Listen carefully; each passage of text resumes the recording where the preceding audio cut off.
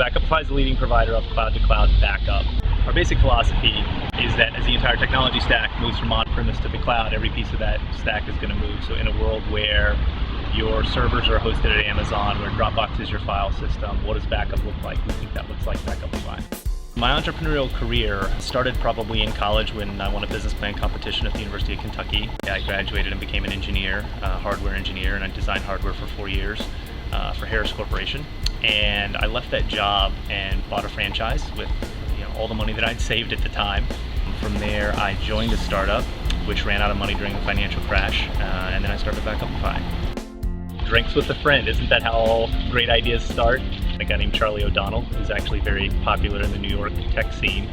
And Charlie told me I should build a Flickr backup, but I went back and started talking to different people about it, and there was a lot of interest, not necessarily in a Flickr backup, but everybody had one or two services they were using in the cloud that they said, hey, I actually would like it if that data was backed up. So Yahoo, Financial Times, Jawbone, Museum of Modern Art are some of our bigger customers. I think people sometimes think that the key is to convince venture capitalists that you're worthy of investment.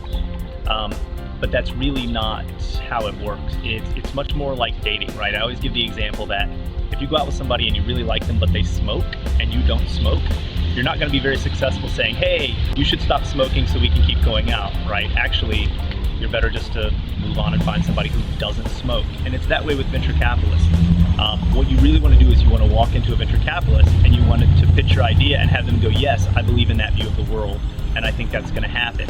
So my son was born 8 weeks early. I was in New York City, and I took the first flight back that I could get back when I found out that my wife was in labor. And we were in the middle of raising our Series B round for Backupify. So I was here. He was in the NICU for 11 weeks. I was traveling a lot. It was a very, very stressful time. But ultimately, I like to think that I'm building a good future for them. When I think of the things that make the best entrepreneurs, they're doers, they're scrappy, they're problem solvers. I think they, when they're smacked in the face, they get back up and they find another way around it.